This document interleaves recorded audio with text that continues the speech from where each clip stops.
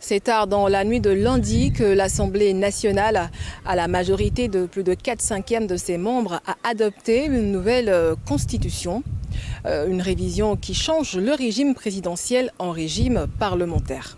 Désormais, entre autres dispositions, il appartiendra au Parlement d'élire le président de la République pour un seul mandat de 6 ans.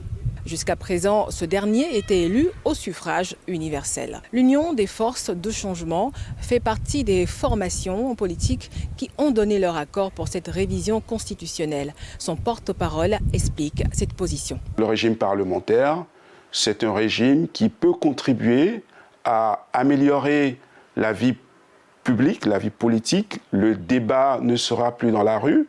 Les forces politiques doivent se mettre en mouvement pour avoir des représentants à l'Assemblée. Et je pense que ce serait quand même pas mauvais que nous essayions, que nous passions un peu de toute cette présidentialisation, de ces hommes forts. Au sein de l'opposition non parlementaire, c'est l'indignation. Les FDR, Force démocratique pour la République, parlent de coup d'État constitutionnel. On ne peut pas annoncer des élections législatives pour remplacer une assemblée qui a terminé son mandat. Et c'est cette assemblée partante-là va prétendre modifier une loi. Et de surcroît, la loi fondamentale de notre pays. C'est quelque chose de tellement ubuesque. Effectivement, ce que nous appelons un coup d'État constitutionnel. Un vrai coup d'État constitutionnel. Mais nous n'allons pas croiser les bras. La société civile souligne l'importance de l'inclusivité du débat autour de cette réforme, ce qui, malheureusement, n'a pas été le cas selon certains analystes.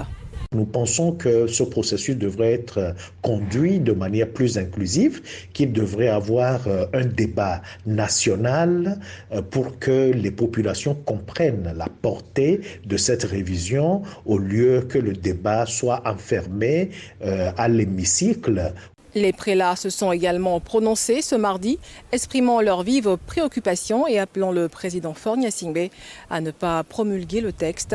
Le chef de l'État dispose d'un délai de 15 jours pour le faire.